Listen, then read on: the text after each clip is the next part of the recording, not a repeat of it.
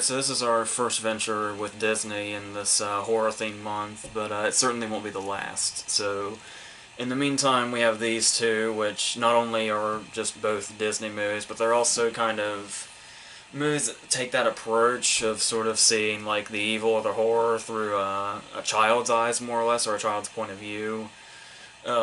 With other characters thrown into the mix also, but and veteran actors as well, like Oscar-winning actors like Betty Davis or Jason Robards or whatever. So before we go into The Watcher in the Woods, I think I actually want to start with Something Wicked This Way Comes, which is directed by Jack Clayton, who did a few things, but most notably in this particular case, The Innocents, a while back. So the interesting thing here is that he already kind of has that experience working with children and just kind of in that horror genre in general. So this kind of seemed like kind of a perfect meshing, even though The Innocents might seem like something that's a bit more, I don't know if mature is the right word, but some I guess maybe something a bit scarier or whatever, but one of those things. And of course, this is from the Ray Bradbury novel, which he adapted himself.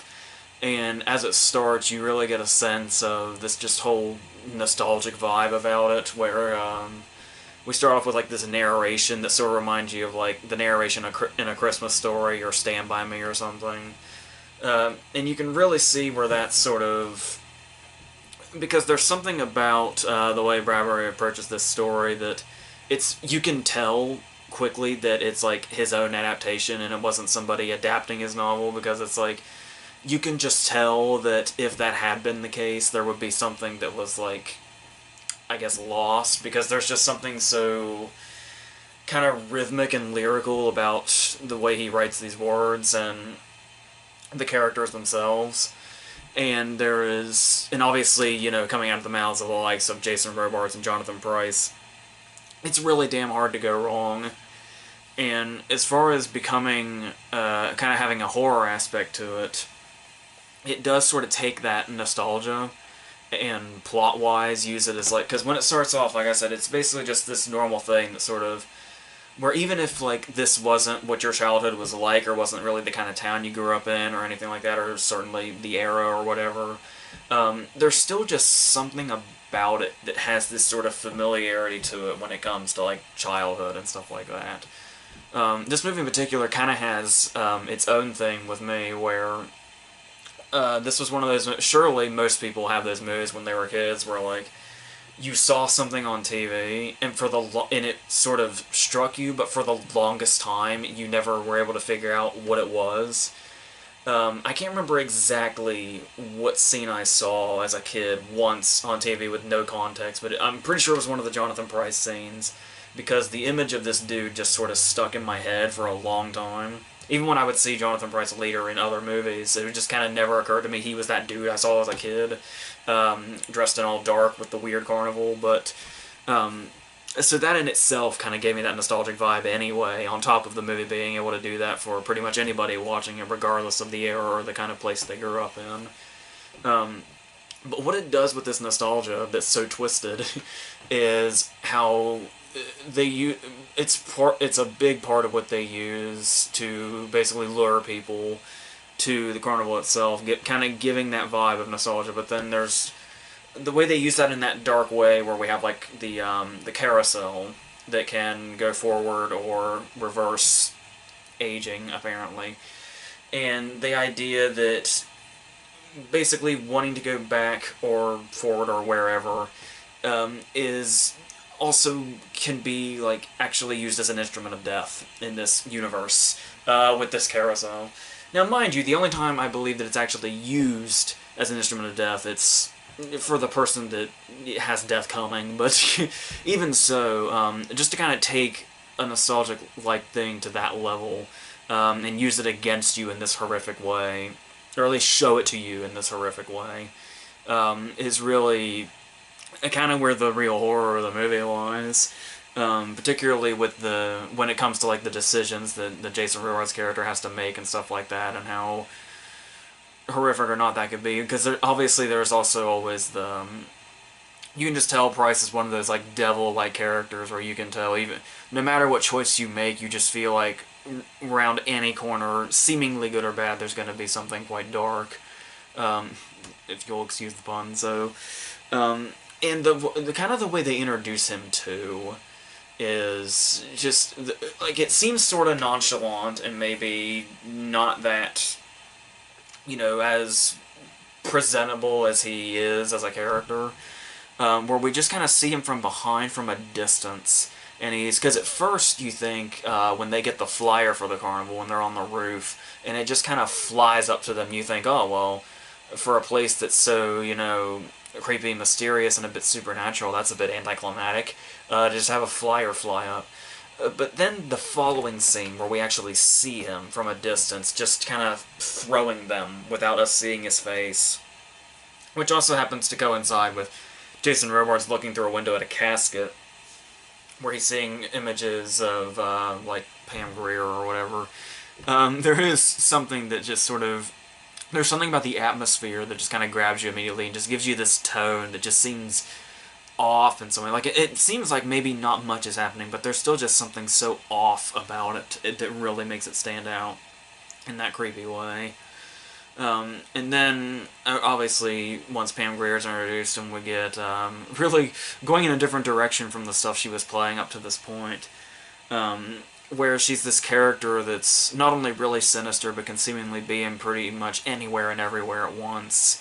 And where she's, like, the scenes with, like, the dancing girls, with the dude, where it's, like, the score kind of really shows its strength here, too.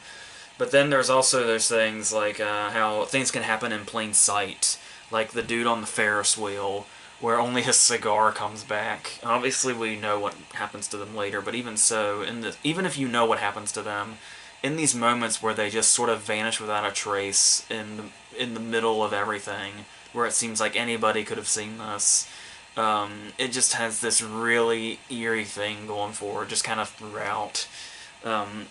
Which is really great. And talking about eerie, you also want to talk about how they show up to begin with. This opening credit sequence is actually where it starts, where we just see this ominous train coming out of the darkness, like literally from another world, and towards us, which of course has no conductor. And just that sort of it feels like an actual approaching doom. Just this whole thing. I really love that opening credit sequence, as simple as it is. But then there's also the stuff that comes later. Once we're more or less figuring everything out, that doesn't really stop it from being its sinister stuff. There's one particular... it's just like a line in passing, really, that the kid just kind of says. Like, I think he's barely on screen when he even says it. And it's when, after they've seen what they're not supposed to see, Price and the whole carnival are, like, marching around town. And it's like a parade. And once the kid figures it out quite quickly, he corrects him and says it's not a parade, it's a search for us.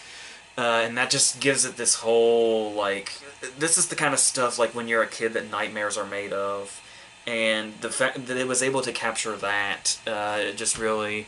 Because that's the other thing, too, is the thing where it can hold the nostalgia against you, is it can take those things that, like, maybe as an adult aren't as bad, but the way your imagination really gets carried away, and the things that you may have bad dreams about, or the things that the bad things that seem outlandish that might happen to you, and the way that they can bring that to life using all those elements to make it that effective when it's... Yeah, it's... So, on that also, there is the whole thing where... another thing I wanted to bring up, I knew I was going somewhere with that, that's why I trailed off. Basically, the idea that this movie uses its props really well, too. I know that you could say that just about any movie, but I mean particularly the way they use props to make things, like, their choice in them is really unsettling in a way. Yeah, you get it. So, also going on this, the idea that it can go a bit darker than you may be expecting, certainly darker than they probably would today if it still had Disney's name on it, like... The moment when I talked about they can use the nostalgia that kids have, or the fears you would have as kids or whatever, and use it against you. But then they go kind of beyond that, too, to scare these kids. Like, for instance, when the guillotine comes down and chops the head off, and he sees his own head in the basket. And it's like, that's not really something you expect to see, a child to see, inside, well, a Disney movie for that matter, but really in just about any movie too. So, and the way that really seems to just bring that stuff, like these worst nightmares to life, like even I even said when they're seem almost kid-like, they go beyond that as well. The more and more it goes to, just the absolute darker it gets. It doesn't always work. There is some stuff where it's like, if it's on paper or in a novel, it probably works a little better, like the yellow fog. Is an effect that doesn't quite have the same effect these days. I don't know if it would have back then either, but not so much now, but even then, though, it does eventually come back to what I was talking about with the words, can just really stand out even if the effects may not be, or maybe the scares aren't as effective to somebody as they would be somebody else. So you get scenes like towards the end here, when you get, actually there's a few of these, and they're all amazing. When you get Jason Robards and Jonathan Pryce together, and their scenes basically just involve like a war of words. This is where that sort of lyrical way of writing really comes out. And then there's in the really big scene, probably Pryce's best scene, when when he's making the offer, and the years are going by, and the offer's getting less and less appealing when he's tearing the pages out of the book, and it just gets further and further down, and there's like this whole sort of just abandonment of youth and like hope for feeling that again, and it's really. Dark is like such an amazing villain, and I don't know if he could have come to life in the same way played by anybody else. It's just like Pryce really brought this character to life in a way that I can't imagine seeing, except for what we see now. So, as I was saying, that comes down to all that, because you look at the two of them and what they do, and you think, well, of course, it's Robards and Jonathan Pryce, naturally. But the thing is the kids also have to be able to treat this dialogue the same way and kind of have that same effect themselves. And because it's very easy to have, like, a pretty decent movie, but if you've got, like, shitty child performances at the front and center of it, instead of me saying, like, not only are they great and should get credit for that by themselves, but it's also, if you look at the other parts that are great, instead of me saying Jason Robards and Jonathan Pryce are absolutely great in this, they do, like, these scenes work so well between them, and these scenes, the first time they confront each other, the last time they confront each other. But if the kids sucked in this, all I'd be saying is Robards and Jonathan Pryce are the saving grace of this movie. But the fact that the kids are so good, too, allows everything to fall under that same umbrella of it all works together, and it's not like... Because that would obviously sort of break it up and separate it if they were falling short, which they don't. And not only with this Bradbury dialogue that they have to do, but also having scenes with the likes of Jason Robards and Jonathan Pryce, you would think somewhere they would really fall short here, but they absolutely bring that effect to it. And sometimes even in those same scenes, like, the fear feels very real because of them. There's the really great scene that's, like, really emotionally hard-hitting when Robards and Pryce are confronting each other with the kids in the grate underneath witnessing this, and they have, like, that really tender moment where they, like, touch between while he's still hiding and he's keeping them safe that way. Is just really powerful, but it's kind of a really simple scene too, and the way they were able to pull that off is like nothing short of magic. And then, of course, as I was talking about how you can also use the Carousel as an instrument of death.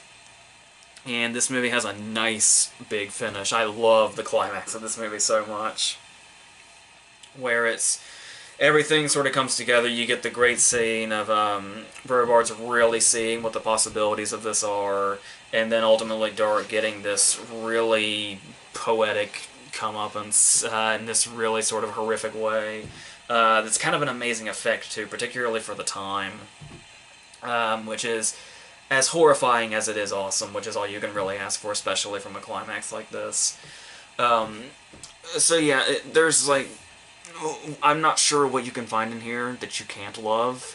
Well, no, I guess I said the yellow fog, and maybe there's a slip up here and there, and maybe there's a a slight stretch, but overall, the way it's able to combine the nostalgia and the horror and the dialogue and the performances and the writing and these moments between the kids and adults. There's the nice long scene between the kid and Robart. It's really good. Diane Ladd is in here as his friend's mom. It all just comes together in this really nice way, and it would be kind of cool. I know this is a cliche to say this, but I mean, if more like children's horror were like this, if they started releasing more stuff like this, they would really have something on their hands, and I really feel like they could sort of bring movies like this kind of back in a big way. There's some things out there, sure, but I mean, this sort of like, you know, PG area where they were able to, I don't know how much they could get away with the stuff now, but I wouldn't underestimate them, but still. So yeah, it really does capture something here that doesn't seem to be as seen as often, so I do just really appreciate pretty much most of what the movie has to offer for those particular reasons. So with that, oh, and another thing, I don't know if they're going to try this. This is what I was leading towards the whole time, and I almost forgot to say it. There was, in 2014, I think, which obviously was almost 5 years ago, so I don't know if we'll have to worry about it anytime soon, but apparently Seth Grahame-Smith, who is, you've probably seen his name around, he co-wrote like Dark Shadows and Abraham Lincoln Vampire Hunter, the Lego Batman movie, stuff like that, and he's a producer on the new It movies. Supposedly he was going to make his directorial debut by writing and directing a remake of this. Like I said, though, that was in 2014, so I don't know if that's ever going to be something that's alive. And one could speculate how that would go, if it would have the same effect. I'm going to assume probably not. Particularly with, you know, I guess, I mean, being a producer on the new It movies is one thing, but I don't know. I don't know if they would ever be able to exactly recapture what's happened here. I'm sure there is a way. I'm not going to say it's completely off the table, but it would take a lot of work to sort of get to the sort of magic that this kind of movie pulls off. I know I actually hear quite a bit that some people think the movie is a bit dated, but hopefully they're a minority, so I guess we'll see. But let's go on now to a slightly more underwhelming movie with Watcher in the Woods. It's yeah, you talk about everything Something Wicked This Way Comes has, and then you go to a movie, and you know, as a classic as it feels, you know, it is a movie that's basically asking you to be afraid of blue lights in the woods. So, but I mean, that's to sort of simplify it. Obviously, this is a movie that's the most important aspect of it, really above anything else, is its atmosphere. Where Something Weird This Way Comes has a lot of stuff going in its favor and all kinds of stuff it has to work with. Watcher in the Woods is pretty much all about its atmosphere, and anything that comes along that might be good is just sort of being carried along by that. So if they can pull that off, then they would probably be okay. And they do have, obviously with Bette Davis, they're going to have a decent cast. We've also got Kyle Richards, who was like 2 years off of Halloween, I think, so she knew what she was doing as far as being a child on a horror movie. So, and you've got this Davis character who's got this, obviously she's very mysterious when we first meet her, of course. The whole thing of, is she, you know, sinister, is she like a nurturing grandma type? She's somewhere in the middle until we really get to know her. And there is, like, she's, like, coldly nurturing, I guess you could say, where, like, she'll take care of you, but there's just something really sort of standoffish about it. But then as we learn more about the story, obviously, when things come to light, more layers get peeled away on this character, which is nice. And there are some cases where she comes off flat-out sinister, but then there's cases like the end where, this perfect Bette Davis moment of emotion when she sees Karen come back at the very end is an expression that probably could not be imitated. So it's definitely a performance that's surprisingly sort of in-depth and layered than you would expect in a movie like this when you look at the rest of it. Because you do, like I said, you do start off with the atmosphere. You do get this vibe that There's like something, really lurking around. There's just something in the woods in general that just has its eyes on you, which, like I said, just as a concept, should work very easily as long as you find that right atmosphere. But then obviously they do start throwing like the blue lights into it and stuff like that, and I do know that that's basically to conceal the idea that they did have something. But there was like the whole, this was going to be like really really effects driven, and then they sort of not so much ran out of budget, but sort of ran out of time because they wanted it to coincide with Bette Davis's acting anniversary. Like, she had been acting 50 years when this came out because she signed on with the first company she signed on with was in 1930. And they really, really wanted to meet that deadline, which resulted in a whole bunch of cutting, mainly with the end stuff. But we do have, they still could have really used, that's actually should have gone in their favor.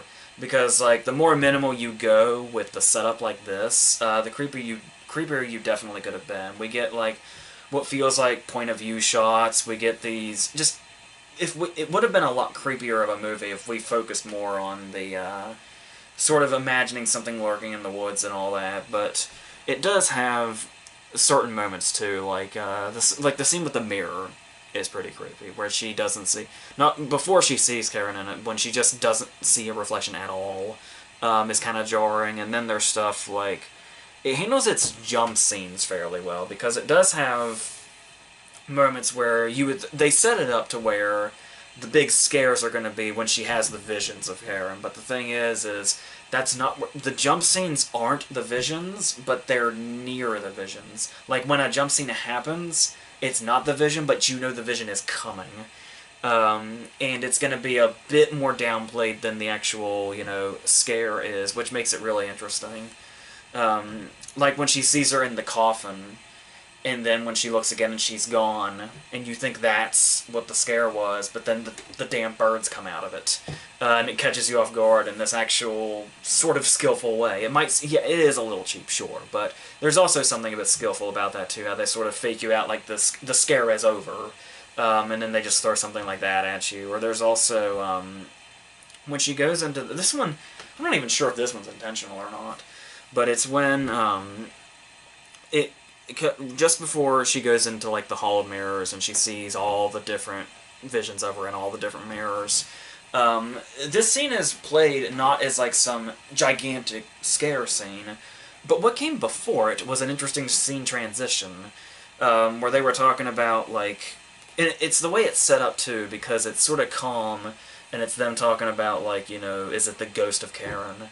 And then it's this cut to the ride that they're in, and it's like this green skeleton that's like screaming in our faces. But the thing is we don't know right away, if you're seeing it for the first time, that this is a transition to another scene. So when we see this ride attraction, yeah, it looks like a ride attraction, but it's also a movie from 1980 by Disney, so it's, honestly, you don't know what you're looking at when you first see it. And that can be pretty startling too, not just because it's screaming in your face, but what it looks like and the fact that you don't quite know that you're on a ride yet. And then when that has got you, the vision comes a little after that. So I found that to be sort of an interesting technique, like I said, if it's even intentional.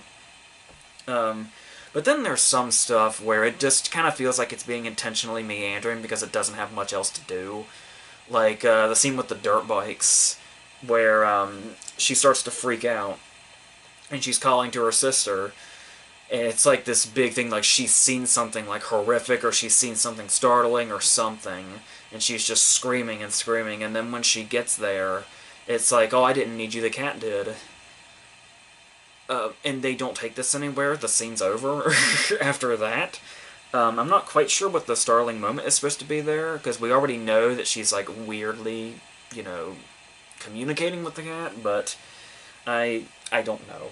I don't know what their angle was there, but it is definitely something that could have benefited from more of it. And I know it's a Disney movie for children that's an hour and 20 minutes long, so I know it might seem like a bit much and a bit off to ask for, like, maybe something a bit more slow burn.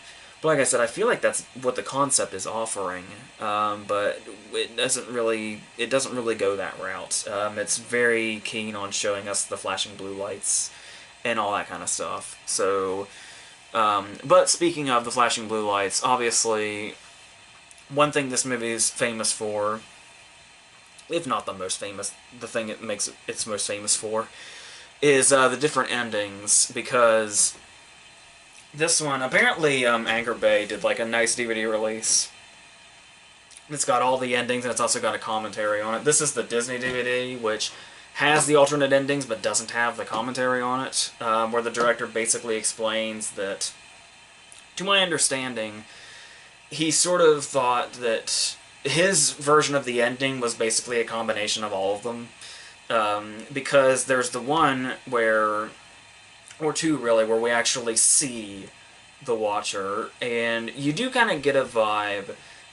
You understand maybe why the original ending chose just not to show it, for various reasons, obviously, but also when you see this thing, it is like it's easy to say that the movie might be jumping the shark once they show the monster that's supposed to be hidden, and this movie probably definitely would have been seen that way, maybe.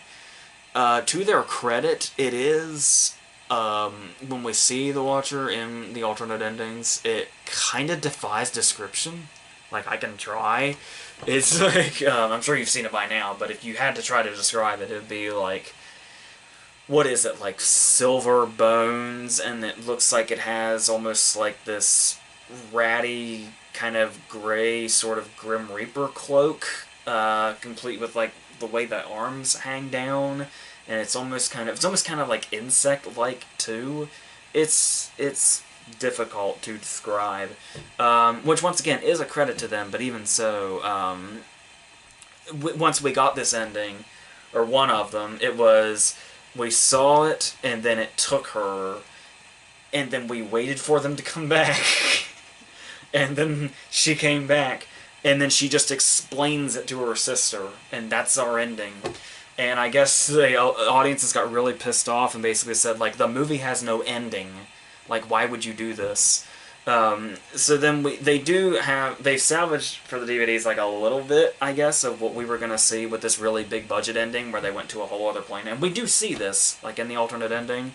But, I mean, it looks incomplete. It looks very, very incomplete. But once again, it is, because they wanted to meet their deadline instead, and that was their big priority. But, I mean, even so, it does seem like that takes this movie into a whole other direction that it really may not need to, and it just really, like, the whole vibe of it just goes in a whole different direction. And I know it's kind of become a thing now where, or at least it was a thing there for a while, where horror movies eventually turned into alien movies. There was like a stretch of that there, and it almost never worked. Like the whole thing of it was, hey, they're aliens, when we don't know for a long time. I'm sure a couple are coming to mind right now. So I don't know if I prefer any of the endings. I do know that they also had a problem with, Disney wanted to, like, really water down the occult stuff. I heard that they didn't want to, like, cut it entirely, but they really wanted it to be, like, more vague. So all of this stuff, there was just a whole sort of clusterfuck thing going on. Like I was talking about, it's about an hour and 23 minutes, when I think the original cut was supposed to be like an hour 40 or something. Like, that's the longest cut. See, I'm not sure what exactly that cut is in its entirety, but I've heard that if you've seen the alternate endings, you've basically seen the hour and 40 cut in pieces, just not all together. So, I don't know, it just all, I mean, it's really kind of telling that it's just to the whole movie itself how effective it is or isn't, when you have an ending that's just in this many pieces, and none of them really feel all that satisfactory for one reason or another. I don't know too much about the source material. A Watcher in the Woods, I think it is. Another one of those big changes to the title from the adaptation, but still, obviously there's certainly some things in here. It's one of those very easy things to watch. Like, if you're feeling seasonal around this time of year, it's something that it can just be on and you'll feel, suited or whatever, but it's it doesn't have near as much to offer as some other things like it. Certainly not as much as Something Wicked This Way Comes, for sure. So, but, you know, it's what it is. It looks like a Disney movie, it feels like a Disney movie, but it also sort of, like I said, just fits that seasonal vibe, so it does what it can, but there's just seems like there's so much more it could be doing in its favor, but it doesn't find that stuff, even in the various different versions of it.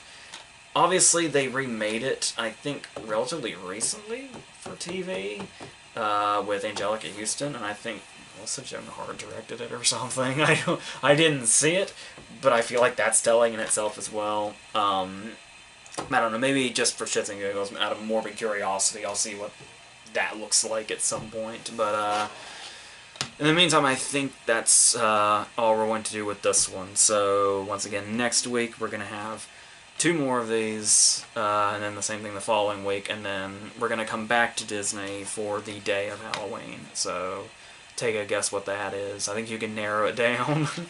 So until all that stuff and until all the new reviews and all that, I think that's it.